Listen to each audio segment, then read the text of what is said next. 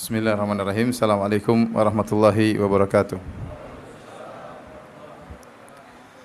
Alhamdulillahi ala ihsanih wa syukru lahu ala taufiqihi wa amtinanih wa ashhadu an la ilaha illallah wahdahu la syarika lahu ta'ziman li sya'nih wa ashhadu anna Muhammadan abduhu wa rasuluhu da'i ridwanih. Allahumma salli alaihi wa ala alihi wa ashabihi wa ikhwanih. Hadirin dan hadirat, bapak-bapak dan ibu-ibu yang dirahmati oleh Allah Subhanahu wa taala, kita senantiasa memuji dan memuja Tuhan kita Allah Subhanahu wa taala dan bersyukur kepadanya yang terus memberikan kita berbagai macam kenikmatan dan kemudahan. Di antaranya Allah mudahkan kita untuk melangkahkan kaki berkumpul di siang hari ini untuk sama-sama belajar agama. Dan kata Nabi SAW, "Thalabul ilmi faridatun ala kulli muslim." Menuntut ilmu merupakan kewajiban bagi setiap muslim. Saya ingin menyampaikan hadis ini kenapa? Karena kita harus sadar bahwasanya menuntut ilmu juga ibadah. Bahkan ibadah yang mudah memasukkan orang ke dalam surga. Kata Nabi SAW, "Man salaka tariqan yaltamisu fihi ilman, sahalallahu lahu bihi tariqan ilal jannah." Barang siapa yang menempuh perjalanan dalam rangka menuntut ilmu, Allah akan mudahkan langkah kakinya menuju surga. Jadi bukan cuma salat saja ibadah, bukan cuma puasa saja ibadah, ya. Menuntut ilmu juga ibadah. Kalau kita niatkan karena Allah Subhanahu wa taala, maka setiap langkah kaki kita akan mudahkan kita menuju surga Allah Subhanahu wa taala. Pembahasan kita pada kesempatan kali ini adalah tentang fitnah akhir zaman, dan yang dimaksud adalah tentang tanda-tanda hari kiamat. Tentang tanda-tanda hari kiamat. Dan insyaallah kita akan fokuskan tentang tanda-tanda besar hari kiamat. Seperti munculnya Dajjal, kemudian di zaman Imam Mahdi turunnya Nabi Isa alaihissalam, kemudian munculnya Ya'juj dan Ma'juj. Dan yang ini terjadi dalam satu masa, ya. Munculnya turunnya Isa bin Maryam, Nabi Isa alaihissalam turun di zaman Imam Mahdi, dan munculnya Dajjal juga di satu masa, ya. Dan ini terjadi menjelang tibanya hari kiamat. Pembahasan tentang hari kiamat atau tanda-tanda hari kiamat termasuk dari rukun iman yang kelima, yaitu al-iman bil yaumil akhir. Beriman tentang adanya hari akhir. Bahwasanya alam semesta ini yang kita lihat yang begitu kokoh, langit yang begitu kokoh, matahari yang terbit sesuai dengan aturannya dari timur menuju barat, ya. Ini tidak akan selamanya demikian. Akan datang suatu masa di mana Allah Subhanahu wa taala akan merubah nizamul alam, akan merubah aturan alam semesta. Sunnatullah akan dirubah. Ya, dan tatkala itu terjadilah hari kiamat, ya. Dan kemudian setelah terjadi hari kiamat, manusia akan dibangkitkan dan akan disidang dalam persidangan Allah pada yaumul hisab untuk menerima balasan atas amal yang mereka lakukan tatkala di dunia. Dan di antara tanda-tanda atau di antara rahmat Allah kepada umat atau kepada hamba-hambanya, Allah Subhanahu wa taala melalui lisan Rasulullah SAW menyampaikan tentang tanda-tanda hari kiamat agar kita persiapan bahwasanya kita akan bertemu dengan hari tersebut, ya. Karena hari kiamat kapan terjadi tidak ada yang tahu. Oleh karena tatkala ada seorang, dalam hadis riwayat Bukhari dan Muslim dan yang lain, ada seorang Arab Badui datang kepada Nabi SAW kemudian bertanya, "Ya Rasulullah, mata sa'ah, wahai Rasulullah, kapan tiba hari kiamat?" Maka Rasulullah SAW mengatakan, ya, atau Rasulullah SAW kemudian balik bertanya kepada dia, karena Rasulullah SAW tidak tahu kapan hari kiamat. Karena pertanyaan orang Arab Badui ini aneh, kapan hari kiamat, ya. Jadi para sahabat senang kalau ada orang Arab Badui datang, ya. Kenapa? Karena kalau orang Arab Badui datang, mereka berani bertanya kepada Nabi. Para sahabat enggak berani bertanya, malu, segan kepada Nabi SAW. Tapi kalau Arab Badui, mereka berani bertanya. Dan mereka pertanyaan terkadang aneh-aneh, seperti kapan hari kiamat, ya. Oleh karenanya terkadang ada orang-orang seperti Arab Badui, ya. Tanya Ustaz, tanya, ya. Sebagian orang malu, ya, enggak enak, segan sama Ustaz. Tapi ada yang kayak Arab Badui, ya. Dan sampai sebagian sahabat senang kalau ada Arab Badui. Kenapa? Karena dia pasti nanya. Kalau nanya pasti ada faedah. Buktinya Arab Badui ini nanya juga aneh. Kapan hari kiamat? Ini pertanyaan yang menakjubkan, ya. Tidak ada sahabat yang berani bertanya dengan pertanyaan ini. Rasulullah SAW tidak tahu kapan hari kiamat. Maka kemudian Rasulullah SAW balik bertanya kepada Arab Badui ini tentang perkara yang bermanfaat bagi dirinya.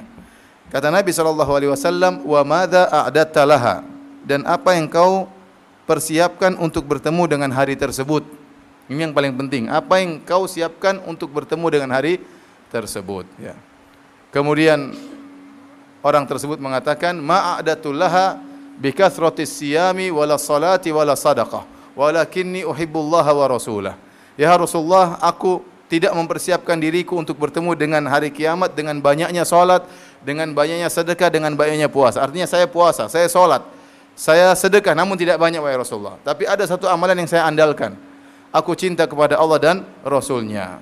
Maka Rasulullah SAW mengatakan, anta ma'a man ahbabta. Kau akan dikumpulkan pada hari kiamat dengan orang yang kau cintai. Maka Anas berkata, fa inni uhibbun nabi wa Abu Bakrin wa Umar wa arju an akuna ma'ahum bihubbi iyahum wa illam a'mal bimithli a'malihim. Aku cinta kepada Nabi, aku cinta kepada Abu Bakar, aku cinta kepada Umar, dan aku berharap dikumpulkan bersama mereka pada hari kiamat kelak, meskipun aku tidak bisa beramal seperti amalan mereka. Jadi yang penting bagi kita, apa yang harus kita lakukan untuk bertemu dengan hari tersebut. Sebelum saya membahas tentang tanda-tanda hari kiamat tersebut, ya, Dajjal dan yang lainnya, saya ingin menyampaikan ada beberapa perkara yang berkaitan dengan fikih tanda-tanda hari kiamat atau muqaddimah. Yang pertama yang perlu kita ketahui, tidak ada yang tahu kapan hari kiamat. Allah berfirman, la yujalliha liwaqtiha illahu. Allah tidak akan menampakkan kapan tibanya hari kiamat. Yang tahu hanya Allah Subhanahu wa taala. La yujalliha, Allah tidak akan menampakkan. Allah juga Subhanahu wa taala berfirman, wa yas'alunaka 'anis sa'ati ayyana mursaha. Dan mereka bertanya kepada engkau wahai Muhammad, kapan tiba hari kiamat? Fima anta min dzikraha ila rabbika muntahaha. Dari mana? Nabi tidak tahu, tetapi yang tahu hanya Allah Subhanahu wa taala. Jadi tidak ada yang tahu. Oleh karena tatkala malaikat Jibril datang kepada Nabi sallallahu alaihi wasallam bertanya, fa akhbirni anis sa'a, wahai Muhammad, kabarkanlah kepadaku kapan hari kiamat. Maka Rasulullah SAW berkata, mal mas'ulu anha bi'a'lama minas sa'il. Yang ditanya tidak lebih tahu daripada yang bertanya. Artinya saya Muhammad tidak tahu, Jibril pun tidak tahu, sama-sama tidak tahu. Sama-sama tidak tahu kapan tiba hari kiamat. Maka Jibril bertanya pada pertanyaan berikutnya, fa akhbirni an amaratiha. Kalau kau tidak tahu kapan hari kiamat, jelaskan kepadaku tanda-tanda hari kiamat. Maka Rasulullah SAW menyebutkan tanda-tanda hari kiamat. Ya. Antalidal amatu rabbataha. Engkau melihat bahwasanya seorang budak akan melahirkan tuannya. Wa antarul hufatal urata ri'a asya'i yatatawaluna fil bunyan. Kau akan melihat ada orang-orang yang tidak berpakaian, berjalan kaki tanpa alas kaki, kemudian mereka tiba-tiba mereka penggembala kambing, tiba-tiba mereka berlomba-lomba untuk bangun bangunan yang tinggi. Ya, ini Rasulullah SAW menyebutkan tanda-tanda hari kiamat. Tapi kapan hari kiamatnya, Rasulullah SAW tidak tahu. Oleh karena Ibnu Qayyim rahimahullah menyebutkan seluruh hadis-hadis yang bercerita tentang kapan hari kiamat semuanya hadis palsu. Semuanya hadis palsu. Nah, dan ini kesepakatan para ulama karena dalam ayat Allah mengatakan tidak akan ada yang tahu. Dalam hadis yang sahih Rasulullah SAW mengatakan tidak tahu. Waktu ada yang tanya kepada Nabi, Nabi mengatakan tidak tahu. Tidak ada yang tahu. Nah, muncul sebagian ulama yang tergelincir dalam hal ini, ulama-ulama besar, yang mereka berusaha untuk menentukan kapan hari kiamat, namun diingkari oleh para ulama yang lain. Contohnya At-Tabari rahimahullahu taala, ulama besar ma'ruf At-Tabari, dia mengatakan bahwasanya hari kiamat tidak akan melewati 500 tahun setelah diutusnya Nabi sallallahu alaihi wasallam. Karena dia di abad ketiga kalau tidak salah, atau abad keempat, abad ketiga dia hidup. Sekarang sudah tahun berapa? 1437. Berarti sudah hari kiamat sudah berapa? Sudah 900 tahun yang lalu terjadi menurut Tabari. Keliru atau tidak? Keliru. Di antara yang keliru misalnya As-Suyuti rahimahullah. Suyuti ulama besar mazhab Syafi'iyah yang hidup di abad ke-9. Dia juga berusaha menentukan kapan hari kiamat. Setelah dia berdasarkan hadis-hadis yang hadis-hadis tersebut lemah, maka dia berkesimpulan bahwasanya hari kiamat akan terjadi tidak lewat dari 1500 tahun Hijriyah. Dan ini diikuti oleh sebagian dai, kemudian bikin klip atau bikin pernyataan bahwasanya hari kiamat tinggal berapa tahun lagi. Sekarang tahun berapa? 1438 apa 7? Benar ya, sudah 8 ya? 1438 Hijriah. Kurang berapa lagi 1500? Berapa? 1500 kurang 1438 berapa? Tinggal berapa? Berapa? 62. Berarti hari kiamat tidak akan sampai 62 tahun lagi. Ini berarti kan mengetahui kapan hari kiamat. Kalau ini benar hadisnya, berarti hari kiamat diketahui oleh seluruh umat harusnya. Dan ini pendapat yang batil, dibantah oleh para ulama. Meskipun diucapkan oleh Suyuti rahimahullah, ulama besar, namun tidak ada yang maksum. Al-Imam Suyuti imam dalam hadis, ya, dalam ilmu Al-Quran, bukunya begitu banyak, namun beliau salah dalam hal ini. Makanya diselisih oleh para ulama yang lain. Dan kita bukan taklid kepada para ulama, lihat dalilnya. Ternyata tidak ada dalilnya lemah, ya. Yang benar hari kiamat tidak ada yang mengetahui kecuali siapa? Allah Subhanahu wa taala. Nabi Muhammad pun tidak tahu, bahkan bukan cuma Nabi Muhammad, Jibril pun tidak tahu. Memang Nabi sallallahu alaihi wasallam mengabarkan kapan hari kiamat. Tetapi tidak ditentukan kapan tepatnya. Rasulullah SAW hanya mengatakan hari kiamat akan terjadi pada hari Jumat. Hari Jumat akan tegak hari kiamat pada hari Jumat. Tapi hari Jumat yang mana? Di tahun yang mana? Di bulan yang mana? Di minggu yang mana? Pagi, sore atau malam, kita nggak ada yang tahu. Dan Rasulullah SAW memang tidak tahu. Ya. Tetapi setelah Nabi adalah Nabi yang terakhir, tidak ada Nabi setelah Nabi SAW. Oleh karena Nabi mengatakan, bu'ithtu ana wa sa'aka hataini. Aku diutus bersama hari kiamat seperti ini, bergandengan. Artinya Nabi adalah Nabi yang terakhir. Tidak ada lagi Nabi setelah itu. Tidak ada jarak antara Rasulullah SAW dengan hari kiamat. Nabi Rasulullah SAW diutus di waktu yang terakhir dan hari kiamat akan muncul setelah itu. Ini poin pertama yang harus kita pahami, bahwasanya hari kiamat tidak ada yang mengetahuinya. Kalau ada dai mengatakan hati-hati, sebentar lagi hari kiamat, 20 tahun lagi hari kiamat, kita bilang itu hadis palsu. Apa? Tidak bisa dipercaya. Nabi aja tidak tahu, Jibril tidak tahu, kok Anda tahu? Dari mana tahunya? Oh, Imam Suyuti mengatakan, oh Imam Suyuti bisa salah. Diselisih oleh jumhur ulama, seluruh ulama menyelisih beliau. Sebagaimana Imam At-Tabari pernah salah sebelumnya, yang lebih hebat dari Suyuti pernah salah sebelumnya. Mengatakan umur bumi cuma sekitar setelah Nabi diutus cuma 500 tahun. Ya. Kalau kita ikut pendapat Imam Suyuti, sekarang kita sudah di hari akhirat sekarang. Paham? Karena kata dia hari kiamat tidak sampai tahun 500 Hijriah. Sekarang sudah 1438 Hijriah, berarti kita sekarang sudah di hari akhirat. Taib. Hadirin, namun meskipun kita tidak tahu kapan hari kiamat, bukannya kita tidak bersiap-siap, tetap kita bersiap-siap saat. Karena Imam Al-Qurtubi mengatakan, ya, man mata faqad qamat qiyamatuhu. Kata Imam Al-Qurtubi rahimahullah, barang siapa yang meninggal, telah tegak hari kiamatnya.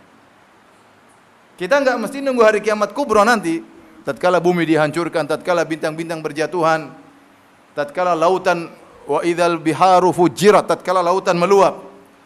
Dalam ayat yang lain, wa idzal biharu sujirat, setelah meluap kemudian meledak menjadi api, lautan tersebut dirubah oleh Allah menjadi api. Tatkala gunung-gunung berterbangan, saling bertabrakan, hancur, ya. Yas'alunaka 'anil jibal faqul yansifuha rabbi nasfa. Mereka bertanya kepada engkau wahai Muhammad tentang gunung-gunung. Katakanlah Rabbku akan menghancurkan gunung-gunung tersebut. Langit-langit akan dirusak oleh Allah Subhanahu wa taala. Bintang-bintang akan berguguran, terlepas dari, ya, tempatnya. Ini mungkin tidak kita dapati masa tersebut. Tapi setiap kita akan merasakan kematian. Dan Al-Qurtubi rahimahullah mengatakan, barang siapa yang meninggal maka telah tegak hari kiamatnya. Sudah selesai dia. Dia akan berpindah dari alam dunia menuju alam akhirat. Karena setiap saat kita harus bersiap, karena kita tidak tahu kapan kita dipanggil oleh Allah Subhanahu wa taala. Seorang penyair berkata, "Tazawwad minat taqwa fa innaka la tadri idza janna al-lailu hal ta'ishu ilal fajri." Bertakwalah engkau, ya, berbekallah engkau dengan ketakwaan, sungguhnya kau tidak tahu jika telah tiba malam hari apakah kau masih bisa hidup sampai esok hari. Wa kam min sahihin mata min ghairi illatin. Betapa banyak orang sehat walafiat tiba-tiba meninggal dunia tanpa didahului sakit, ya. Wa kam min fatan amsa wa asbaha dhahikan wa qad udkhilat ajsaduhum zulmatal qabri. Betapa banyak para pemuda di pagi hari masih tertawa, di sore hari masih tertawa, tiba-tiba di malam hari mereka sudah dimasukkan dalam liang lahat. Saya sering sampaikan cerita yang menimpa teman saya ya di Madinah. Dia waktu mau ke Indonesia, nggak jadi. Kenapa? Menunda penerbangannya. Kenapa? Karena harus menghadiri, karena bibinya sakit. Bibinya sakit. Dia tidak jadi pergi ke Indonesia. Akhirnya bibinya sakit. Malam hari dia pun ternyata bibinya meninggal dunia. Akhirnya dia solatkan bibinya di Masjid Nabawi. Di malam hari kemudian dia menguburkan bibinya di kuburan Baqi. Subuhnya dia yang dikubur di Baqi. Beneran ini, teman saya sendiri ya. Oleh karena kita tidak tahu kapan tegak hari kiamat kita. Namun kalau kita meninggal sudah tegak hari kiamat kita. Jadi yang pertama, poin pertama, tidak ada tahu hari kiamat kecuali siapa? Allah Subhanahu wa taala. La yujalliha liwaqtiha illahu. Ini sharih jelas, tidak akan Allah bongkar kapan hari kiamat kepada siapapun.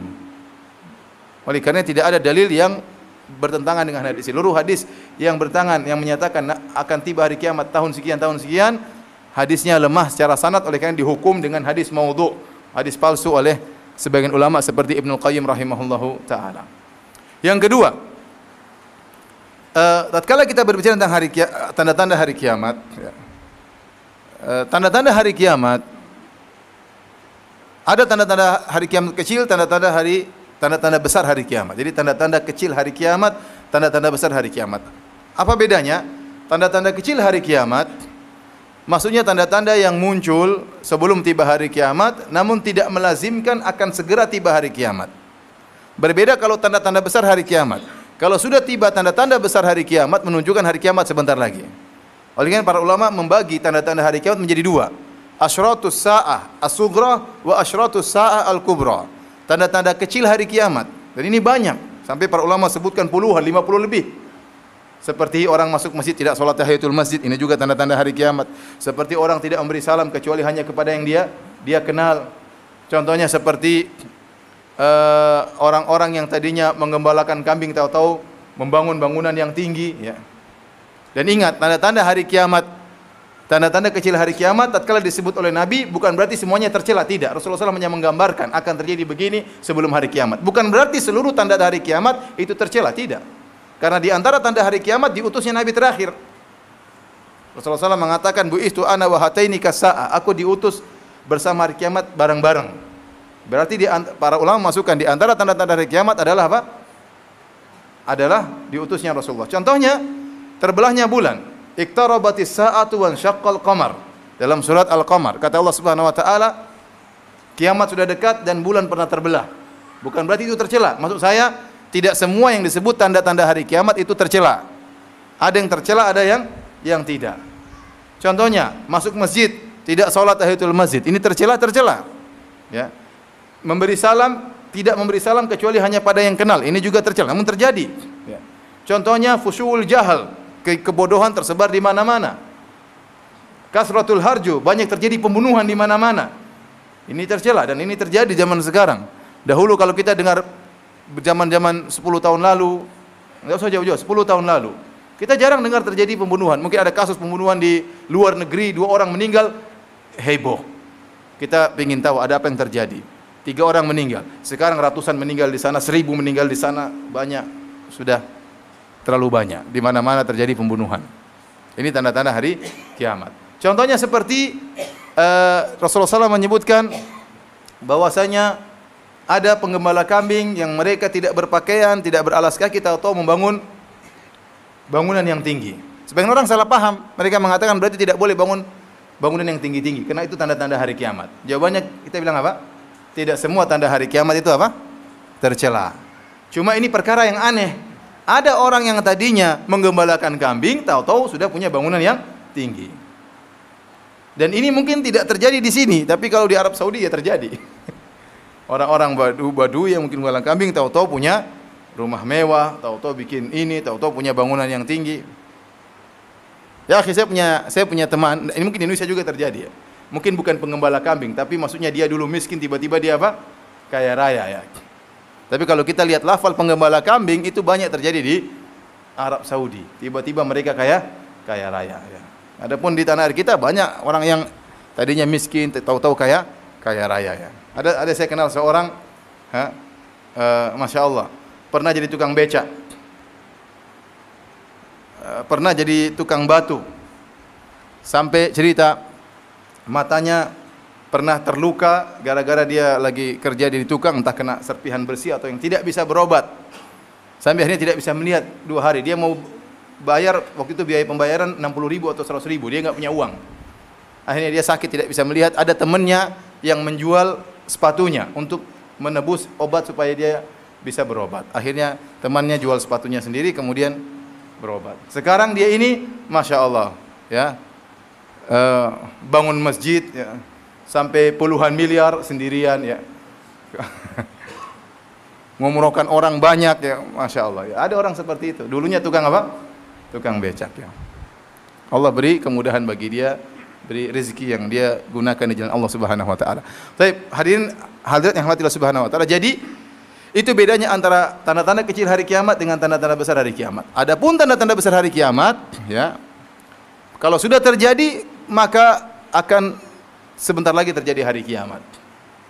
Para ulama mengatakan tanda-tanda tersebut diantaranya kejadian aneh yang luar biasa yang tidak wajar di alam semesta. Seperti matahari terbit dari barat, ini sudah enggak wajar. Contohnya munculnya Dajjal. Dajjal manusia tapi luar biasa dia. Kalau dia bilang, wahai langit turunkan hujan, maka turunlah apa? Hujan. Kalau dia bilang bumi yang tandus tumbuhkan tumbuhan, maka akan keluar tumbuhan tersebut. Ya. Kemudian contohnya dabah, ada hewan yang keluar bisa berbicara dengan manusia. Ini wajar atau tidak wajar? Tidak wajar. Ini tanda-tanda besar hari kiamat. Munculnya Ya'juj dan Ma'juj, makhluk yang aneh, yang luar biasa bengis, ya, membunuh siapapun yang di hadapan mereka. Ini kalau sudah muncul tanda-tanda ini, maka sebentar lagi hari kiamat. Ini poin kedua, perbedaan antara tanda kecil hari kiamat dengan tanda besar hari kiamat. Poin ketiga para hadirin dan hadirat yang dirahmati Allah Subhanahu wa taala, bahwasanya di zaman sekarang ini muncul orang-orang yang berusaha menafsirkan hadis-hadis, mencocok-cocokkan, mengepas-ngepaskan hadis-hadis Nabi tentang tanda-tanda hari kiamat. Kata dia, inilah tandanya sekarang, inilah tandanya sekarang. Seakan-akan memaksakan hadis-hadis Nabi dengan apa yang terjadi sekarang. Ini sudah terjadi sejak dulu. Terutama berkaitan dengan Imam Mahdi, dengan Dajjal. Contoh saya waktu masih SMA, kalau tidak salah, muncul sebuah buku, judulnya Dajjal sudah muncul di India. Wah, orang takut. Dajjal Kribo, namanya Sai Baba. Iya, pernah dengar kan? Saya lupa kapan. Pokoknya saya pernah sampai buku itu laris. Baca itu ketakutan, kita nggak pernah belajar agama, baca, wah sudah muncul, waduh gimana ini? Ya, repot ini, kalau dia datang ke Indonesia, mudah-mudahan tidak kunjungan ke Indonesia. Ketakutan, orang baca takut. Ciri-cirinya mirip dengan Dajjal. Kribo, oke, kribo. Hitam benar-benar sama-sama hitam. Ya. Tapi kita lihat lagi, Sai Baba pendek, Dajjal kan besar, Dajjal apa? Boleh kribonya sama, berarti tidak semua orang kribo itu Dajjal. Akhirnya orang pas-paskan. Dajjal matanya cuma satu, dia matanya dua, gimana mau jadi Dajjal? Oh belum, itu belum berubah, masih proses perubahan. Nanti di ujungnya matanya jadi satu. Ya, orang ketakutan itu baca buku itu. Ya, gimana nih? Sudah orang gelisah, ini gimana Dajjal? Ya, dia hebat, macam-macam bisa inilah, bisa mengeluarkan emas dari tangannya dan macam-macamnya. Tahu-tahu Sai Baba tewas, sudah meninggal. Dajjal sudah mati kalau begitu. Ya. Apalagi kalau kita sudah bicara tentang Imam Mahdi. Waduh, Imam Mahdi, banyak sekali khurafat tentang Imam Mahdi. Ada yang mengatakan Saddam Hussein Imam Mahdi. Iya, ada sampai begitu. Oh, udah meninggal Imam Mahdinya. Ya. Sampai ada penulis mengatakan Imam Mahdi akan muncul dari Taiwan. Imam Mahdi dari Taiwan. Benar ini, ada yang mengatakan demikian. Imam Mahdi menurut ciri-cirinya dia pelajari, kesimpulan Imam Mahdi muncul dari Taiwan. Entah Jet Li, Jackie Chan, saya nggak tahu. Imam Mahdi. Jadi berusaha mereka tambah ilmu, mereka berusaha menerapkan hadis-hadis tentang tanda-tanda hari kiamat diterapkan dengan yang terjadi zaman sekarang, dan itu berbahaya kalau tidak punya ilmu. Ya, bahaya. Akhirnya apa? Berapa banyak Imam Mahdi yang muncul? Betapa banyak Imam Mahdi yang muncul. Terakhir Imam Mahdi muncul di mana orang Indonesia ngaku Imam Mahdi sholat Id hari kedua kalau nggak salah di Mekah. Imam Mahdi ngaku Imam Mahdi. Ya. Dan banyak orang ngaku sebagai Imam Mahdi. Terjadi kasus yang heboh pernah di Arab Saudi. kalau nggak salah tahun 70-an ya, saya diceritain oleh guru-guru saya. Waktu itu ada orang yang dianggap sebagai Imam Mahdi, dan Imam Mahdi kan dibaiat di Masjidil Haram. Makanya waktu itu ada orang-orang bawa jenazah dimasukkan ke dalam Masjidil Haram, tidak ada pemeriksaan dahulu, aman. Tahu-tahu mereka memasukkan senjata dalam Masjidil Haram. Pasukannya Imam Mahdi. Mereka ingin mempersiapkan kondisi pembaiatan Imam Mahdi. Di antaranya mereka menyiapkan apa? Senjata. Setelah senjata masuk, makanya sekarang ketat, kalau ada jenazah tidak bisa, harus pakai proses panjang. Karena dulu pernah dimasukkan apa? Senjata dalam Masjidil Haram. Akhirnya tiba-tiba pada waktu yang ditentukan, maka dan subhanallah, sebagian guru saya cerita waktu itu setan bermain. Sebagian orang-orang dibuat mimpi bahwasanya Imam Mahdi si fulan. Datang setan buat si ini fulan mimpi, ini mimpi, si fulan mimpi. Mimpi mereka kayak ngepasin bahwasanya si fulan ini siapa? Imam Mahdi. Maka tiba-tiba mic direbut ya, kemudian dia mengaku bahwasanya dia Imam Mahdi. Kalau tidak salah di zamannya Syekh Shibil, saya agak lupa, tapi Syekh Shibil, bahkan ada yang mengatakan beliau ini berterima kasih ya kepada jemaah haji Indonesia atau jemaah Indonesia. Kenapa? Karena waktu Imam Mahdi ngerebut mic, dia bisa lari masuk di jemaah Indonesia.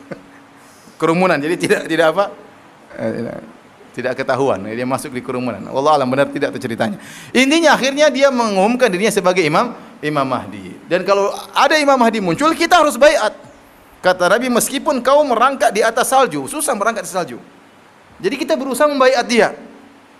Muncullah fitnah bahwasanya ada Imam Mahdi. Banyak orang membaiat karena sangka ini benar-benar Imam Mahdi. Ada bendera-bendera hitam muncul seperti ciri-ciri munculnya Imam Mahdi. Orang-orang baiat. Ya. Disampaikan kepada para ulama, di antaranya Syekh Abdul Muhsin Al-Abbad, kata Syekh Abdul Muhsin Al-Abbad, bapaknya Syekh Abdul Razak hafizahullah, kata dia ini salah satu pendusta. Dan benar. Sebagian orang yang lemahnya iman percaya sama dia. Terjadi peperangan antara pemerintah Arab Saudi dengan Imam Mahdi. Kalau dia benar-benar Imam Mahdi, nggak mungkin kalah. Nggak mungkin kalah. Beberapa lama kemudian Imam Mahdinya tewas. Tembak, mati. Selesai. Imam Mahdi berarti bukan Imam Mahdi. Imam Mahdi Bahlul namanya. Itu tewas, selesai.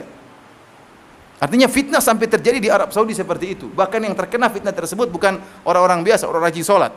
Yang terkena fitnah tersebut orang-orang yang rajin sholat, penampilan Islami, terkena fitnah tersebut. Oleh karenanya penerapan hadis-hadis tentang tanda-tanda hari kiamat diterapkan zaman kita tidak mudah.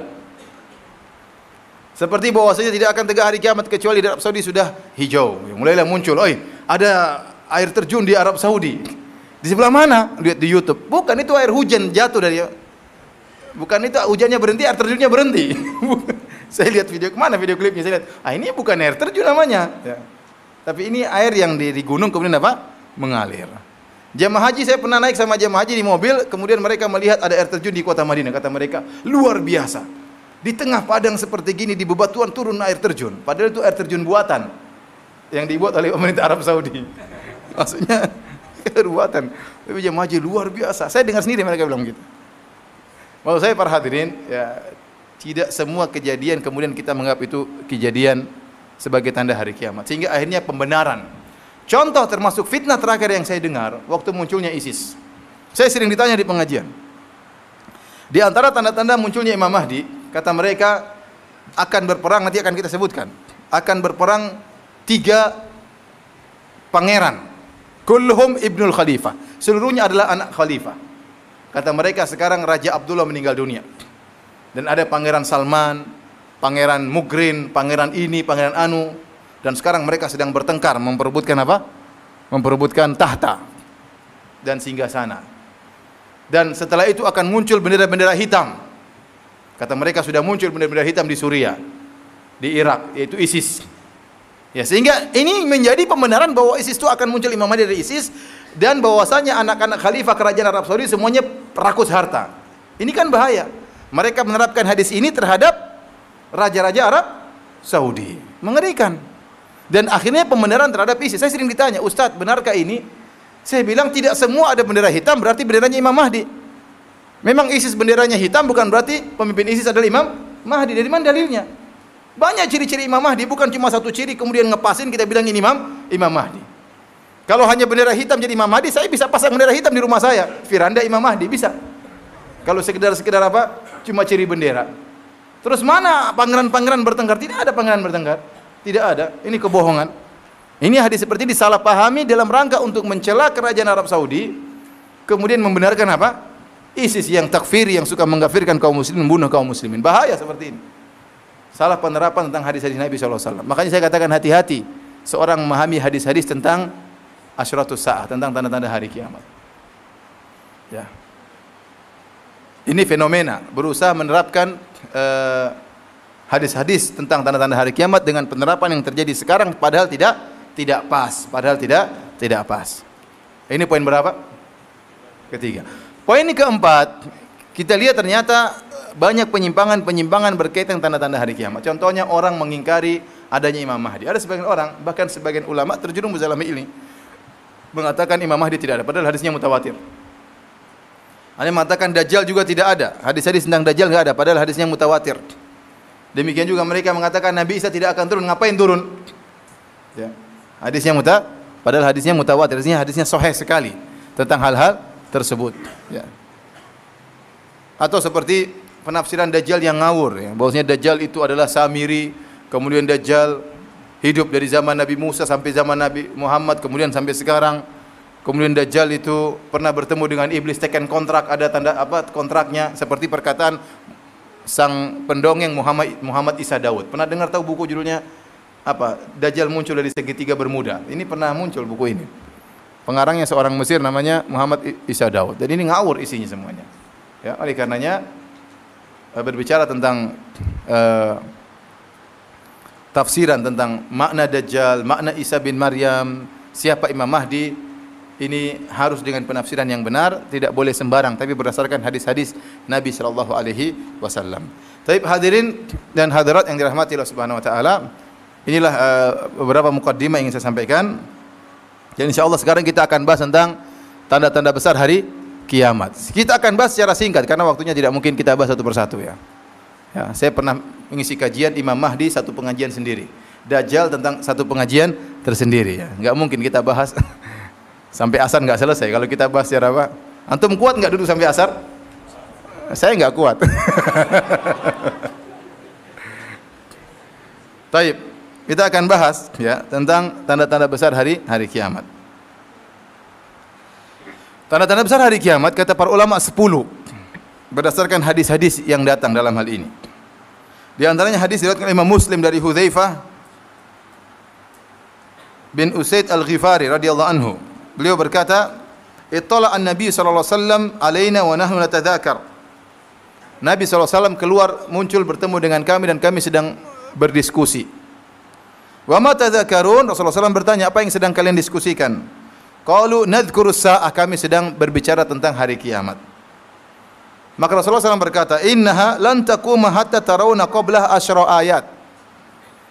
Hari kiamat tidak akan tegak sampai kalian melihat sebelumnya 10 tanda. Rasulullah SAW menyebutkan 10 tanda tersebut, dukhan, adanya asap, wad dajjal, adanya dajjal, wad dabbah, adanya hewan yang bisa berbicara kepada manusia, wa tulu'us syams min maghribiha, dan matahari terbit dari barat, wa nuzul Isa bin Maryam, dan turunnya Nabi Isa bin Maryam, wa Ya'juj dan Ma'juj, dan adanya Ya'juj dan Ma'juj. Kemudian yang ketiga sisanya salah satu khusufin, ada 3 gempa yang luar biasa atau 3 longsor yang luar biasa. Khasfun bil masyriq, yaitu gempa di daerah timur, wa khasfun bil maghrib, di daerah barat, wa khasfun di jaziratil Arab, dan terjadi gempa dan longsor luar biasa di jazirah Arab.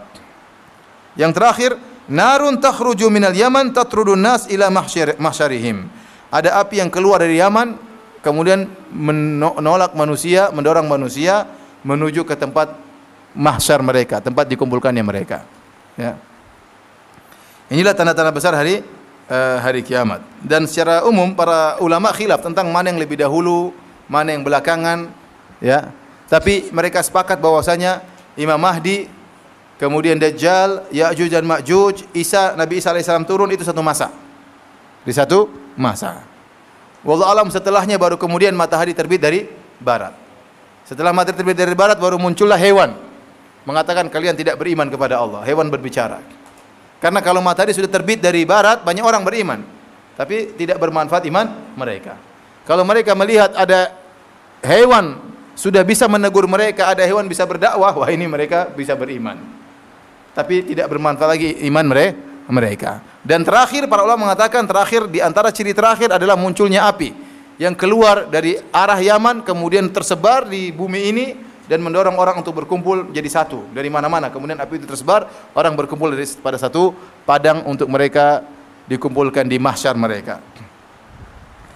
Taib hadirin dan hadirat yang dirahmati oleh Allah Subhanahu wa taala. Kita akan bahas satu persatu. Yang pertama kita akan bahas tentang Imam Mahdi. Rasulullah SAW tidak menyebutkan tentang 10 di antara 10 tersebut. Rasulullah SAW tidak sebutkan Imam Mahdi. Kenapa? Karena Al-Mahdi, Imam Mahdi ini bukanlah suatu yang aneh. Kalau Dajjal aneh. Ada manusia bermata satu, saktinya luar biasa. Ya. Kalau Nabi Isa turun dari langit, aneh atau tidak? Aneh. Ada manusia turun dari langit. Aneh. Tidak wajar. Kemudian ada matahari terbit dari barat, tidak wajar. Ada hewan bisa ngomong, tidak wajar. Imam Mahdi manusia biasa, dia wajar. Karena dia manusia biasa. Cuma dia berada di zaman turunnya Nabi Isa alaihissalam. Oleh karenanya para ulama menyebutkan dia termasuk tanda-tanda besar hari kiamat, ya, karena dia muncul berbarengan dengan turunnya Nabi Isa alaihissalam. Imam Mahdi dijelaskan oleh Nabi SAW sifat-sifatnya. Agar kita tahu bagaimana sifat-sifat Imam Mahdi sehingga kita tidak selalu membenarkan kalau ada orang ngaku sebagai Imam Mahdi. Saya melihat di YouTube ada orang ngaku sebagai Imam Mahdi terakhir. Ya. Dia membayat. Yang bayat, yang tidak percaya silakan kata dia. Pokoknya dia mau bayat silakan bayat ya. Dan banyak sekali orang ngaku sebagai Imam Mahdi. Sampai saya pernah naik kapal dari Surabaya menuju ke Sorong ke Irian. Ada petugas ABK bilang, Ustaz, tidur aja di kelas, saya di ekonomi. Enggak lah, enggak boleh lah. Enggak apa-apa Ustaz. Kalau ada orang-orang yang ini dai kita taruh. Kemarin juga ada ngaku sebagai Imam Mahdi, kami tidurkan di kelas. Imam Mahdi yang lebih hebat, saya ketemu orang ngaku sebagai Nabi. Itu lebih hebat lagi. Ya, ceramah di musola di kapal, sungguhnya Jibril telah turun kepada saya sudah lama. Namun saya sembunyikan. Saatnya sekarang saya berdakwah. Ya, Rasulullah SAW kan ada diam-diam, tahu-tahu Allah mengatakan berdakwahlah wahai Rasulullah. Sekarang saatnya saya berdakwah. Tampang sudah tidak ada tampang Nabi. Model amburadul. Hampir-hampir saya jadi sahabat Nabi. Tapi nabinya nabi palsu. Tidak tahu Nabi itu sekarang kemana, saya nggak tahu kemana dia. Tapi saya sempat ketemu di kapal Nabi tersebut. Ya. Dan ini terjadi di mana-mana. Di Madinah juga ada orang ketangkap ngaku sebagai Nabi. Orang Sudan, orang hitam ngaku sebagai Nabi di Kuba. Ditangkap oleh. Kalau ditangkap gitu paling orang kasihan. Aduh kasihan orang apa? Orang stres, orang sakit. Itu kalau di Saudi. Kalau di sini ada orang ngaku sebagai Nabi, ada yang benarin. Iya atau tidak? Kalau di Saudi ada orang ngaku sebagai Nabi, dianggap orang stres. Orang stres. Kenapa? Pendidikan tersebar. Akidah tersebar. Orang tahu ini pasti orang gila, orang stres, kasihan, masukkan ke rumah sakit jiwa. Kalau di sini ada ngaku sebagai Nabi, pasti ada pengikutnya. Pasti ada pengikutnya. Baik. Imam Mahdi disebutkan dalam hadis-hadisnya, ya,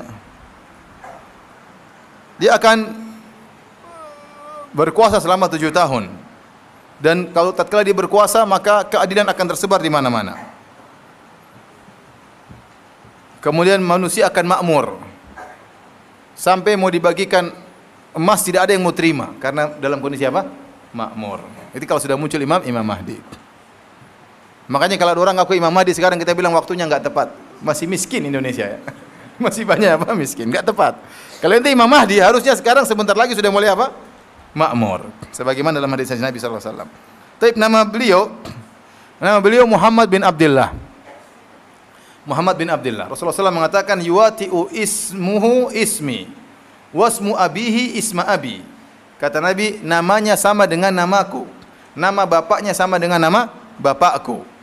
Dan dia dari Ahlul Bait, dari keturunan Rasulullah sallallahu alaihi wasallam. Dan kebanyakan ahlu sunnah mengatakan bahwasanya Imam Mahdi berasal dari keturunan Al-Hasan bin Ali bin Abi Thalib radhiyallahu taala anhu. Berbeda dengan orang-orang Syiah. Kalau orang Syiah mengatakan Imam Mahdi dari keturunan Husain. Namun Imam Mahdi yang mereka tunggu-tunggu sekarang namanya bukan Muhammad bin Abdullah. Namanya Muhammad bin Hasan al-Askar. Muhammad bin Hasan askar. Jadi Syiah Imamiyah itu bukan satu golongan saja. Ada namanya Syiah Ismailiyah. Syiah Ismailiyah juga itu dari Syiah Imamiyah juga. Harus ada 12 imam. Tapi mereka berpisah tatkala ada imam keberapa, imam ke-6 kalau tidak salah, punya anak ya. 2, satu ngikuti anak yang pertama, satu ngikuti anak yang lain. Padahal imam harus cuma apa? 1. Sehingga ada yang ikut Ismail, ada yang ikut yang lainnya. Jadi muncullah Syiah Ismailiyah, Syiah Ja'fariyah. Adapun Syiah Ja'fariyah, Syiah yang ada di Iran sekarang, yang di tanah air kita, Syiahnya Jaludin Rahmat dan bekas istrinya siapa namanya? Ya itulah ya. Itu meyakini bahwasanya imam terakhir, Imam Mahdi mereka yang sekarang sedang bersembunyi di Sirdab. Dia bersembunyi tatkala umurnya 5 tahun, tahun 200 sekian. Tahun 200 sekian Hijriah. Sekarang sudah tahun berapa? 1438. Jadi sudah 1200 tahun dia sembunyi. Jadi umurnya lebih panjang daripada Nabi Nuh alaihissalam. Nah, kalau dia keluar dari Sirdab, itulah Imam Mahdi. Yang jadi masalah namanya bukan Muhammad bin Abdullah. Namanya Muhammad bin Hasan. Padahal hadis-hadis yang sahih Nabi mengatakan namanya seperti namaku, nama bapaknya seperti nama bapakku. Jadi Imam Mahdi namanya Muhammad bin Abdullah, bukan Muhammad bin Hasan. Oleh karenanya kata Ibnu Katsir, ini adalah kedunguan mereka, khurafat mereka. Mereka menantikan Imam Mahdi yang mau muncul, Imam Mahdinya namanya Muhammad bin Hasan. Terus ngapain sembunyi lama-lama juga di situ? Ya. Tidak keluar-keluar. Taib. Rasulullah SAW menyebutkan tentang ciri-ciri fisiknya, bukan cuma namanya. Pertama dari keturunan Nabi SAW. Dia harus Ahlul Bait. Ya, ini menunjukkan Ahlul Bait terjaga sampai hari kiamat, akan ada Ahlul Bait sampai munculnya Imam Mahdi. Kemudian Rasulullah SAW menyebutkan ciri-ciri fisiknya. Di antara ciri-ciri fisiknya Rasulullah SAW mengatakan ajlal jabhah. Bahwasanya ajlal jabhah itu ini apa namanya? Kata orang ini botak sebelah sini. Ya. Kemudian aknal anf, hidungnya mancung tapi tidak mancung seperti begini, tapi ada bengkok begini. Mancung tapi tidak lurus begini mancungnya, tapi agak apa? Agak bengkok. Itu cirinya Imam Mahdi. Jadi kalau ada orang ngaku Imam Mahdi hidungnya pesek, bilang Imam Mahdi ngawur. Tapi ada Imam Mahdi tampang Eropa, bukan Imam Eropa hidungnya lancip begini, enggak, bukan Imam Mahdi. Imam Mahdi Arab. Di antara Arab hidungnya sampai mancung tapi agak bengkok. Di antara ciri-ciri Imam Mahdi. Kemudian kapan munculnya Mahdi? Kata dalam hadis sebutkan, ya yaqtatilu inda kanzikum salasatun. Akan terjadi peperangan 3 orang di sisi harta kalian. Para ulama menafsirkan maksudnya di sisi Ka'bah. Terjadi pertentangan di antara 3 pemimpin. Kulluhum ibnu khalifah. Ini yang saya bilang hadis yang disalahpahami. 3 orang tersebut seluruhnya anak raja. Thumma yasiru ila wahidin minhum. Kemudian akhirnya dimenangkan oleh salah seorang dari 3 anak tersebut. Bertengkar akhirnya yang menang 1. Thumma tatalla ar-rayatu tatlu ar-rayatu sud min qibalil masyriq. Kemudian muncullah bendera-bendera hitam dari arah timur. Fayaqtulunakum qatlan lam yaqtulhu qaumun. Maka pengikut bendera-bendera hitam ini akan memerangi kalian, membunuh kalian. Tidak pernah ada suatu kaum yang bunuh seperti mereka.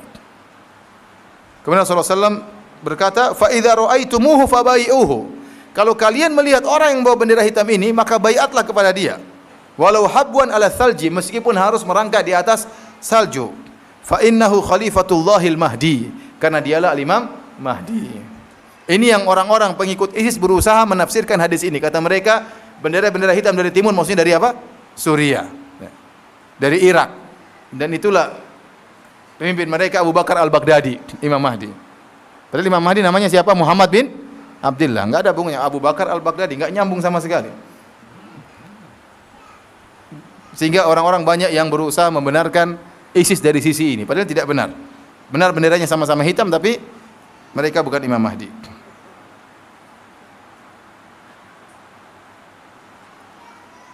Taib hadirin yang dirahmati oleh Allah Subhanahu wa taala. Adapun hadis-hadis tentang Imam Mahdi maka sangatlah banyak ya. Tidak mungkin kita bacakan seluruhnya. Di zaman Imam Mahdi inilah ya, turunlah Nabi Isa alaihissalam. Dari Jabir bin Abdullah radhiyallahu taala anhu, beliau berkata, yanzilu Isa bin Maryam fayaqulu amirumuhul mahdi ta'al sholli bina. Di zaman pemerintahan Imam Mahdi muncul Dajjal, dan tidak ada yang bisa membunuh Dajjal kecuali Nabi Isa alaihissalam. Ini sepertinya di penghujung pemerintahan Mahdi. Maka turunlah Nabi Isa alaihissalam, turun. Waktu itu mereka hendak solat, Imam Mahdi dan pengikutnya hendak solat. Maka Imam Mahdi berkata, ta'al sholli bina, wahai Isa. Imam Mahdi tahu ini Nabi Isa alaihissalam. Imamlah kami, jadilah imam, solatlah mengimami kami. Maka Nabi Isa berkata, la, tidak. Inna ba'dahum amiru ba'dhin takrimatullahi hadhil ummah. Kata Nabi Isa, sebagian kalian menjadi amir, menjadi imam bagi yang lain. Ini sebagai bentuk pemuliaan terhadap umat ini. Oleh karenanya, Nabi Muhammad SAW adalah Nabi yang terakhir dan yang paling mulia. Sampai Rasulullah SAW mengatakan, "Lau kana Musa hayyan," waktu Rasulullah SAW melihat Umar bin Khattab radhiyallahu anhu membaca Taurat, Rasulullah SAW marah. Kita tidak boleh membaca Taurat atau Injil dalam rangka mencari hidayah, tidak boleh. Kalau kita pelajari untuk menunjukkan kecocokan dengan Islam misalnya, atau untuk membantah penyimpangan dalam Taurat dan Injil, karena Taurat dan Injil sudah menyimpang, enggak apa-apa. Tapi kalau ingin mencari hidayah dari Taurat dan Injil yang sudah menyimpang sekarang, dilarang. Ya, Rasulullah SAW marah kepada Umar. Ya, Rasulullah SAW marah kepada Umar. Kemudian Rasulullah SAW mengatakan, "Lau kana Musa hayyan, ma wasi'ahu illa tibai." Kalau Nabi Musa masih hidup, tidak boleh bagi dia kecuali jadi pengikutku. Dia pasti ngikut aku. Maka carilah petunjuk dari Al-Quran dan Sunnah saja. Tidak perlu dari yang lainnya. Kalau Nabi Musa masih, dia akan menjadi pengikutku. Buktinya waktu Allah menurunkan Nabi Isa alaihissalam di akhir zaman, Nabi Isa alaihissalam solat bermakmum di belakang salah satu umat Muhammad. Siapa? Imam Mahdi. Bahkan dia berhukum dengan hukumnya Nabi Muhammad SAW. Dia tidak pakai hukumnya Nabi Isa, tidak. Tapi berhukum dengan hukumnya Rasulullah SAW. Ini bentuk pemuliaan terhadap umat Rasulullah SAW. Bahkan Nabi Isa bermakmum kepada Imam Mahdi.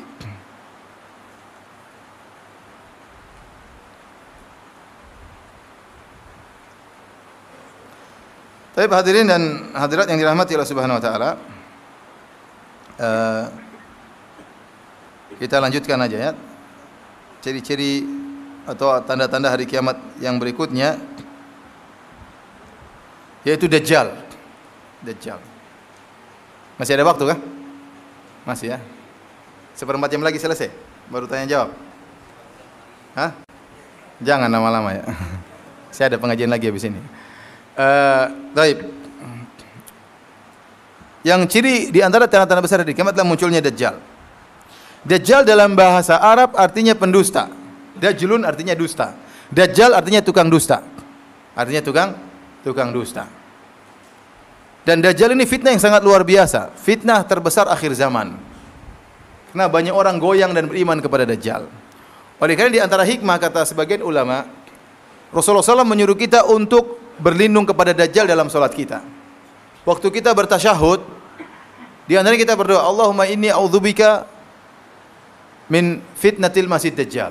Allahumma inni a'udzubika min adzabi jahannam, wa min adzabil qabr, wa min fitnatil mahya wal mamat, wa min fitnatil masih Dajjal. Ya Allah, aku berlindung kepada Engkau dari azab neraka jahannam, dari azab kubur, dari fitnah kehidupan dan kematian, dan dari fitnah Dajjal. Padahal kita belum tentu ketemu Dajjal. Tetapi doa ini disuruh baca oleh Nabi SAW. Kenapa? Karena akan ada anak keturunan kita akan bertemu dengan Dajjal. Kita harus ajarkan kepada mereka. Kemudian di antaranya, karena sudah muncul Dajjal-Dajjal kecil. Dajjal-Dajjal kecil siapa? Yaitu para dukun. Ya, sekarang betapa banyak orang terfitnah dengan pendusta itu dukun. Betapa banyak orang terfitnah dengan dukun. Padahal dukunnya saktinya terbatas. Tidak sakti-sakti banget. Nemukan barang hilang paling sekali-sekali. Di antara 100 kasus barang hilang dia temukan cuma 2 kali. 98 tidak ketemu. 98 tidak ketemu. Teman saya kemarin cerita kapan ya, dia ada keperluan, dia pergi ke dukun zaman jahiliyah. Ustaz, saya ke dukun. Terus waktu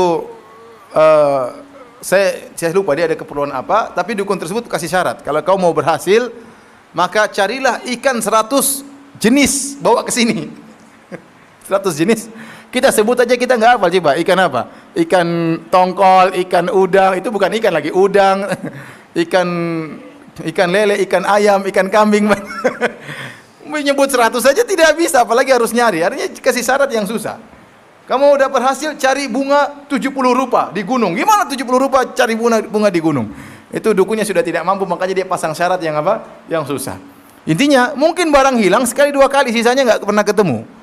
Karena kesaktian dukun apa? Terbatas. Saya sering bilang, Indonesia ini sangat sakti. Banyak orang jagoan, ahli tenaga dalam, ahli ngeramal dan macam-macamnya. Begitu saktinya, kerisnya hebat-hebat. Tapi dijajah Belanda 350 tahun nggak bisa apa-apa. Harusnya kan jagoan. Ya. Kemudian saktinya luar biasa, dukunnya banyak. Mungkin kalau disensus dukunnya 1000 lebih atau mungkin 100.000 lebih dukunnya. Setiap kampung ada dukunnya di tanah air kita. Tapi kalau main bola Piala Dunia nggak pernah menang. Padahal kan gampang, tinggal ditiup bolanya kan bisa masuk. Kenapa dukunnya nggak pernah berhasil? Berarti dukun itu penipu. Dia mungkin punya kesaktian bekerja sama dengan jin, tapi jin itu kesaktian terbatas. Sehingga dukun juga kesaktian apa? Terbatas. Nah, dukun yang kesaktian terbatas ini betapa banyak orang yang percaya sama mereka. Ya, kemarin kasus bikin uang banyak, coba. Yang percaya banyak atau tidak?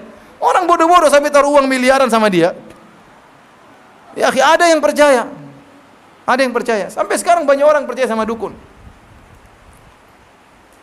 Banyak percaya sama para peramal. Ya. Oleh karenanya, itu di antara hikmah kita, kenapa kita berlindung dari fitnah Dajjal. Karena selain akan muncul Dajjal super di akhir zaman, sudah ada Dajjal kecil sekarang. Dukun-dukun yang mereka memang memiliki sebagian kesaktian karena bekerja sama dengan syaitan. Ya, kita pun berlindung dari kejahatan mereka. Taib Dajjal disebutkan ciri-cirinya, ya. Di antaranya disebut dengan Dajjal Al-Masihud Dajjal. Wa a'udzubika min fitnatil Masih Dajjal. Aku berlindung kepada Engkau ya Allah dari fitnahnya Al-Masih Dajjal. Dajjal Al-Masih maksudnya Al-Mamsuh, yang matanya hilang satu. Ciri-ciri Dajjal, matanya buta satu, yang satu pun melihat cacat, artinya ada cacat di matanya, tapi dia bisa melihat dengan satu mata. Jadi bukan matanya satu di tengah, tidak ya. Matanya dua, tapi satunya buta, satunya kelihatan tapi agak cacat. Kemudian kribo, hitam, ya. Dan ini makanya Rasulullah SAW mengatakan kepada para sahabat, Inna rabbakum laisa bi'awar. Kata Rasulullah SAW, sungguhnya Rabb kalian tidak buta satu matanya. Wa inna Dajjal a'war. Adapun Dajjal buta mata satunya. Dia akan ngaku sebagai Tuhan. Tapi kalian harus ingat bahwasanya Tuhan kalian tidak buta satu matanya. Ya. Karena dia memiliki kesaktian yang luar biasa Dajjal tersebut. Dan dia ngaku sebagai Tuhan. Dan banyak orang terpedaya dengan Dajjal. Terutama para wanita. Banyak yang langsung ikut dengan apa? Dengan Dajjal. Jadi matanya buta satu. Kemudian dia adalah seorang dari anak Adam, bukan dari syaitan, tapi keturunan anak Adam. Cuma diberi kesaktian oleh Allah Subhanahu wa taala. Kemudian tertulis di kedua matanya kafara. Di jidatnya tertulis kafara. Setiap orang mukmin bisa baca. Meskipun orang mukmin tersebut buta aksara, tidak bisa baca, tidak bisa tulis, tapi Allah membuat mereka bisa kelihatan. Kafara. Ada yang mengatakan tulisannya kafir, ada yang mengatakan kafara. Tertulis di jidatnya bahwasanya dia kafir. Kemudian di antara ciri-cirinya Dajjal akan tinggal di bumi selama 40 hari. Kata Rasulullah SAW, laisa baladun illa sayata'uhu Dajjal illa Makkah wal Madinah. Tidak ada satu negeri pun kecuali akan diinjak oleh Dajjal. Yang tidak diinjak oleh Dajjal cuma Mekah dan apa? Madinah. Dajjal mau masuk tidak bisa. Disebut dalam hadis itu ada kosernya Muhammad, ada kerajaannya Muhammad. Kata lihat dari jauhan warna putih. Kata para ulama Masjid Nabawi akan ada sampai hari kiamat. Yang disebut oleh Dajjal istananya Muhammad maksudnya apa? Masjid Nabawi. Dan dia ingin masuk ke situ namun tidak bisa. Ada malaikat yang mencegah Dajjal. Jadi seluruh tempat akan didatangi oleh Dajjal. Termasuk kebun jeruk. Disebutkan bahwasanya Dajjal itu kalau bergerak seperti angin yang bertiup, cepat dia bergerak. 40 hari kata Nabi SAW, yaumun kasana, satu hari seperti setahun. Yaumun ka syahr, satu hari berikutnya hari kedua seperti sebulan. Yaumun ka jum'ah, satu hari seperti satu minggu. Wasairu ayyamihi ka ayyamikum. Sisa hari yang lainnya dari hari keempat sampai seterusnya sampai hari ke-40 seperti hari biasa. Hadisnya demikian. Para sahabat waktu mendengar hadis ini, hadis dalam Sahih Muslim, hadis sahih. Para sahabat waktu mendengar Nabi mengatakan satu hari seperti setahun, mereka tidak mengatakan, ya Rasulullah kok bisa? Enggak begitu. Yang mereka pikirkan langsung tentang salat. Ya Rasulullah, kalau kami bertemu dengan hari seperti itu, yang satu hari seperti setahun, artinya siangnya bukan 12 jam. Siangnya setengah tahun, malamnya setengah tahun. Allah mampu melakukan segalanya. Kalau menerbitkan matahari dari timur menuju barat menuju timur, Allah mampu, apa susahnya? Allah menjadikan sehari seperti apa? Setahun. Maka para sahabat yang mereka tanyakan, ya Rasulullah, kalau kita bertemu dengan hari tersebut, ya Rasulullah, apa cukup bagi kita sholat 5 waktu saja? Selama setahun cuma sholat 5 kali. 3 di siang hari, 2 di malam hari, maghrib dan isya. Kata Rasulullah SAW, tidak. Walakin uqduru qadrahu, tapi dikira-kirakan. Maksudnya apa? Setiap 24 jam kalian sholat 5 kali. Meskipun siang semuanya. Paham? Oleh karenanya, ini dijadikan dalil oleh para ulama. Kalau kita tinggal suatu tempat yang 6 bulan selalu siang, bukan berarti kita cuma sholat 5 kali selama 6 bulan tersebut. Tapi setiap 24 jam kita sholat 5 kali. Diperkira-kirakan, ini saatnya subuh, ini saatnya zuhur, ini saatnya asar, ini saatnya maghrib, ini saatnya isya. 24 jam berikutnya kita sholat lagi 5 kali. 24 berikutnya kita juga sholat 5 kali. Paham? Seperti demikian. Demikian ya Ustaz, bagaimana kalau kita tinggal suatu tempat siang selama 6 bulan? Bagaimana puasanya? Sama, diperkira-kirakan. Mereka mengambil dalil dari kisah ini. Akan datang suatu hari di mana waktu Dajjal muncul, satu hari seperti setahun. Jadi Dajjal selama setahun bisa kemana-mana, ya, bisa ke sana sini. Kalau antum ingin selamat, antum tinggal di Mekah dan Madinah, selamat insya Allah. Ya. Tapi kalau tinggal di kebun jorok, tidak selamat. Akan datang oleh Dajjal. Akan datang oleh Dajjal. Kemudian di antara kesaktian Dajjal, Dajjal kalau mengatakan kepada langit, wa ya samau amtiri, wahai langit turunkanlah hujan, maka langit langsung turunkan hujan. Hebat Dajjal. Wa ya ardu ambiti, ada tanah yang tandus, Dajjal bilang tumbuhan langsung bisa tumbuh. Luar biasa. Hebat Dajjal, ya. Kemudian ya, dia membawa makanan yang begitu banyak, orang kelaparan, dia bawa gunung roti, dia bawa luar biasa makan, bagi-bagikan. Sehingga orang menyangka dia sebagai apa? Tuhan. Ini Tuhan. Dan banyak yang beriman kepada Dajjal. Dia bawa api, dia bawa air. Kata Rasulullah SAW, kalau kalian lihat apinya, masuk ke dalam api tersebut, itulah surga. Kalau kalian takut, tutup mata, masuk, karena itu Dajjal. Kemudian Rasulullah SAW juga menjelaskan, kalau kalian mendengar tentang Dajjal, maka jangan pergi ke Dajjal, karena iman bisa goyang. Iman orang bisa apa? Goyang. Ya akhi, ada orang sekarang punya sakti sedikit, ngaku Nabi, banyak yang benarkan. Iya. Oh ini sakti, ini wali, orang banyak benarkan, padahal dia berkecimpung dengan setan. Apalagi kalau muncul Dajjal, yang mati dia hidupkan, yang langsung turun hujan, siapa nggak sangka dia Tuhan. Orang kalau dengar Dajjal jauh, jangan mendekat. Kalau mendekat maka bisa terkena fitnah. Ya. Ini Dajjal dan dia akan muncul di akhir zaman. Tapi hadirin Allah Subhanahu wa taala, tatkala muncul Dajjal di zaman Imam Mahdi, maka Allah Subhanahu wa taala turunkan Nabi Isa. Ini saya singkat saja kisahnya karena waktu yang tidak memungkinkan. Turunlah Nabi Isa di masa munculnya Dajjal. Nabi Isa lah yang akan membunuh Dajjal tersebut, karena tidak ada yang mampu melawan Dajjal.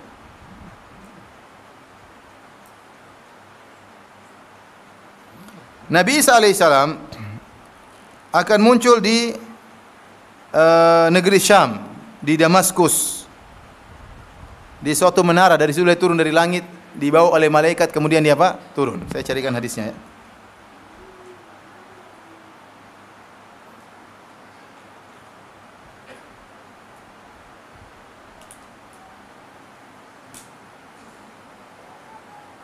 Rasulullah SAW menyebutkan Nabi Isa mukanya mirip dengan Urwah bin Mas'ud Ats-Tsaqafi. Ada seorang sahabat dari Taif namanya Urwah bin Mas'ud Ats-Tsaqafi. Kata Rasulullah SAW, Nabi Isa miripnya, wajahnya mirip dengan Urwah. Rasulullah SAW sebutkan ciri-cirinya ya. Ada hadis kalau tidak salah hadisnya lemah ya. Di mana Rasulullah SAW mengatakan Dajjal mukanya mirip ini. Kata sahabat, ya Rasulullah, kalau saya mukanya mirip Dajjal apakah saya dapat kemudaratan? Kata Nabi, tidak. Kau beriman dia apa? Kafir. Tapi mukanya Dajjal mirip kamu ya. Tapi ini hadisnya lemah ya. Setahu saya hadisnya lemah. Tapi kalau ini Isa mirip dengan Urwah bin Mas'ud Ats-Tsaqafi, hadisnya sahih dalam Sahih Muslim.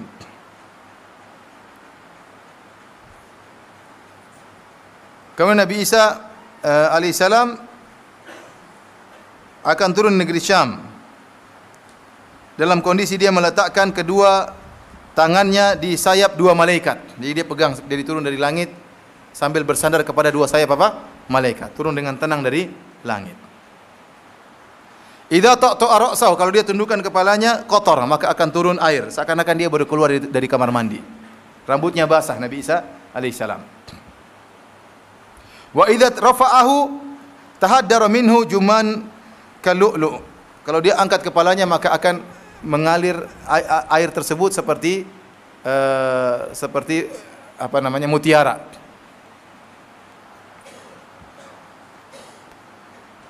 Kemudian dia yang akan membunuh Dajjal.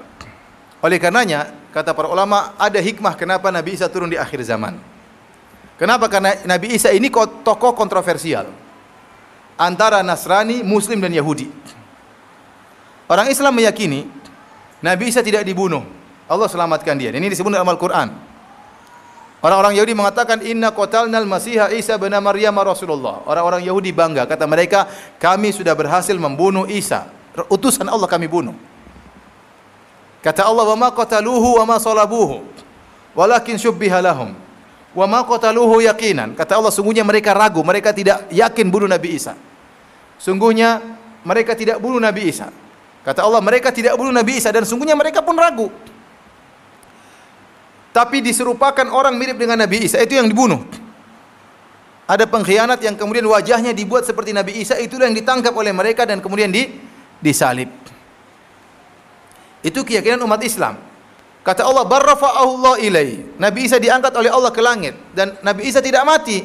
Diangkat oleh Allah, entah diapakan, entah ditidurkan, wallahu alam, itu urusan Allah Subhanahu wa taala, dan dia akan turun di akhir zaman. Dia akan turun di akhir zaman, di zaman Imam Mahdi. Kemudian bermakmum di belakang Imam Mahdi. Kemudian dia akan mengejar Dajjal. Setelah Dajjal membunuh banyak orang, Dajjal mendengar Nabi Isa, Dajjal pun kabur. Kemudian Dajjal kabur, akhirnya dikejar oleh Nabi Isa alaihissalam sampai di daerah Palestina. Kemudian Nabi Isa memegang hirbah semacam tombak kecil. Dajjal kalau lihat Nabi Isa dia melebur, meleleh.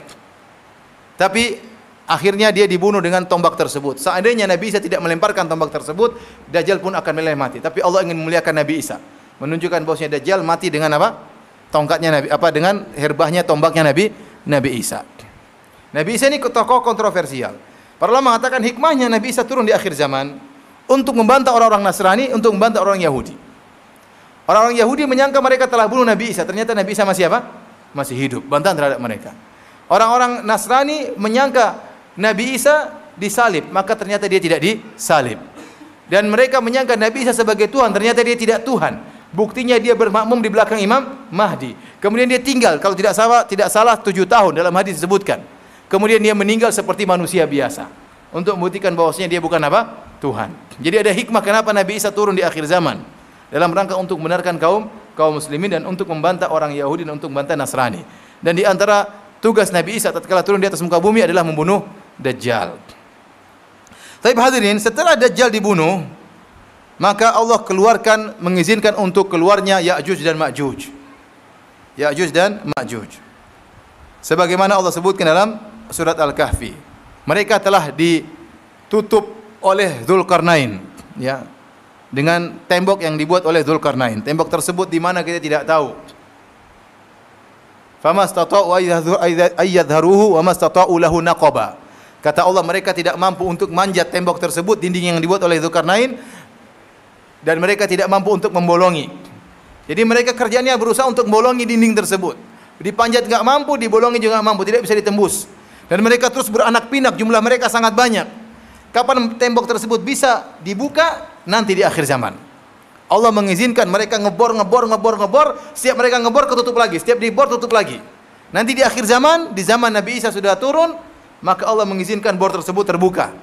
Akhirnya mereka ngebor dan mereka bisa keluar dari tembok tersebut dengan jumlah yang begitu banyak. Mereka keluar di atas muka bumi ini. Dan setiap yang mereka temukan mereka bunuh. Ya, sampai disebutkan mereka lewat suatu danau yang awal lewat akhirnya sudah enggak ada danau lagi. Kenapa? Mereka minum begitu rakus. Air langsung habis satu danau. Karena jumlah mereka yang banyak. Akhirnya Allah kabarkan kepada Nabi Isa, "Wahai Isa, sungguhnya telah muncul makhluk yang aku ciptakan yang la yadani, kau tidak mampu untuk melawan mereka. Sembunyilah engkau." Maka Nabi Isa alaihissalam membawa pengikutnya sembunyi di balik gunung. Sementara Ya'juj dan Ma'juj bertebaran di atas muka bumi, semuanya dibunuh.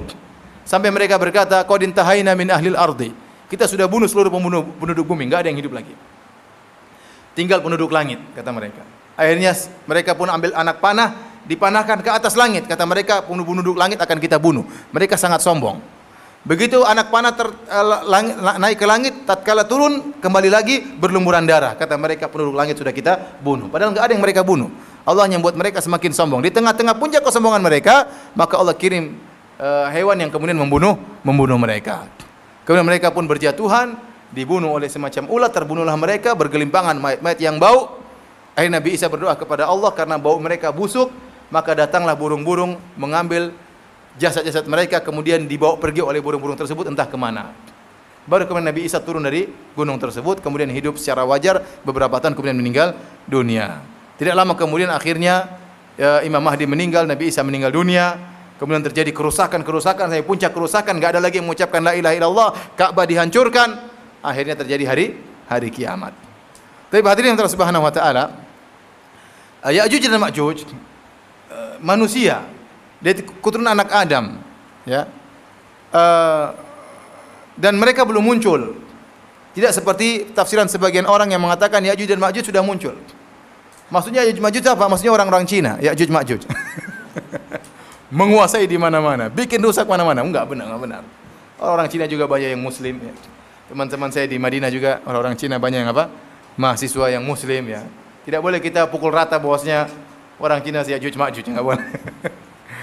Ada yang mengatakan itu bukan, itu maksudnya begini, maksudnya kekuatan ini, maksudnya perekonomian. Jadi mereka berusaha menafsirkan dengan tafsiran-tafsiran tidak sebagaimana mestinya. Intinya kita bilang Ya'juj Ma'juj ada, dan ini akan muncul nanti di menjelang hari kiamat di zaman Nabi Isa alaihissalam.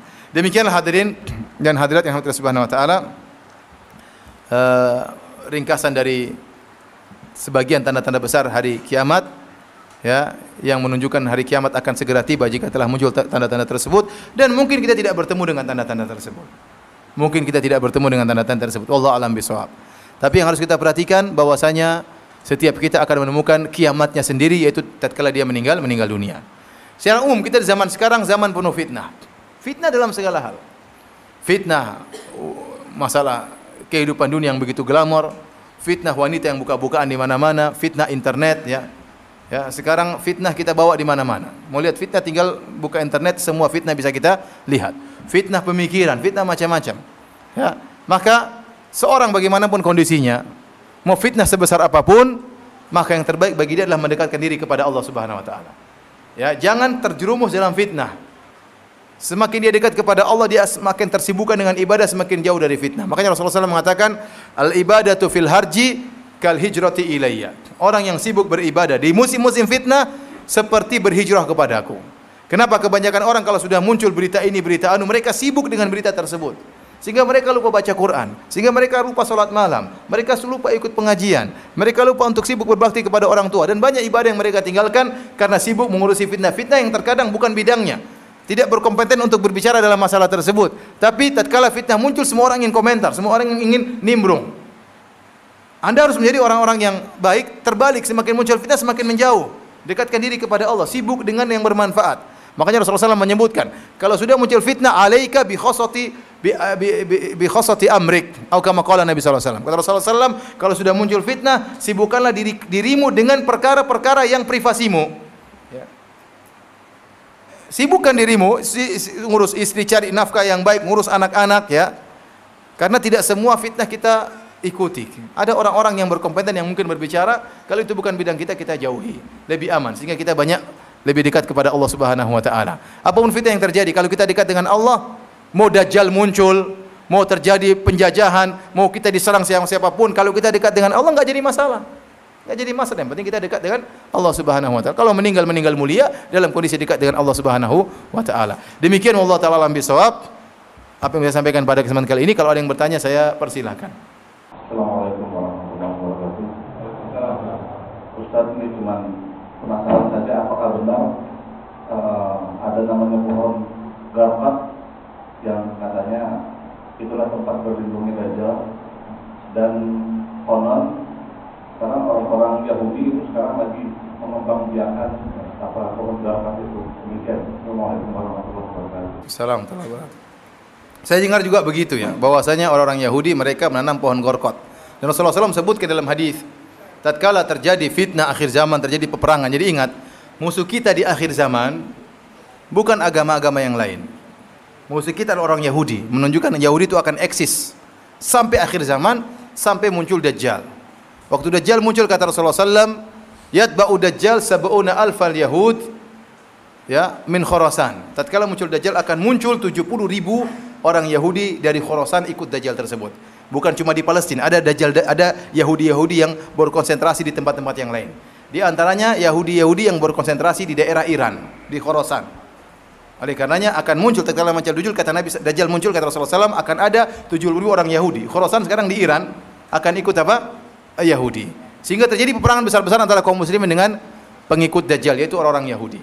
Kemudian Nabi menyebutkan, tatkala terjadi peperangan antara Nabi Isa dengan kaum muslimin melawan Dajjal, maka tidak ada satu batu pun, wala hajar ya, wala syajar, tidak ada batu, tidak ada pohon, kecuali berbicara, berkata, ya Abdullah, ya Muslim, wahai Muslim, wahai hamba Allah, ta'al, kemarilah, ada Yahudi di belakangku, bunuhlah dia. Kecuali syajaratul gharqat, kecuali pohon gharqat, diam-diam aja. Semua pohon bicara, itu di belakang saya ada apa? Yahudi, bunuhlah. Batu berbicara, kecuali pohon gharqat yang akan melindungi apa? Yahudi. Jadi mungkin mereka meyakini juga, sehingga mereka menanam apa? Pohon gharqat tersebut. Wallahu a'lam bishawab. Ya, silahkan. Tadi siapa yang bertanya? Assalamualaikum warahmatullahi wabarakatuh. Waalaikumsalam.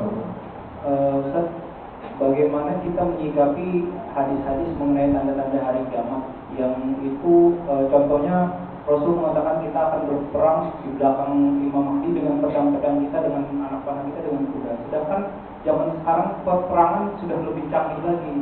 Meskipun ada ustaz-ustaz yang mengatakan bahwasanya akan terjadi lagi, kita kembali ke zaman dahulu. Wallahu a'lam bishawab. Ada dua tafsiran wallahu a'lam yang saya tahu tentang hadis ini. Kita tafsirkan secara zahirnya bahwasanya peperangan benar di ujung-ujungnya, mungkin di zaman kemudian minyak sudah habis, tidak lagi bisa buat apa senjata, sehingga kembali kepada benda-benda yang biasa, yang manual ya, kuda, kemudian apa? Pedang dan yang lainnya. Ini tafsiran. Tafsiran kedua, Rasulullah SAW sedang berbicara dengan para sahabat yang akal mereka tidak sampai pada senjata-senjata tersebut. Seakan-akan Rasulullah menyebutkan pedang, kuda itu hanya perwakilan, bahwasanya akan ada peperangan dengan menggunakan apa? Senjata yang hebat, tapi ini perwakilan ya. Perwakilan, karena tidak akan sampai kepada sahabat. Rasulullah SAW bilang ada bom, ada nggak akan sampai zaman dahulu 1400 tahun yang lalu. Jadi itu hanya sekedar perwakilan, akan ada peperangan hebat. Wallahu a'lam bishawab.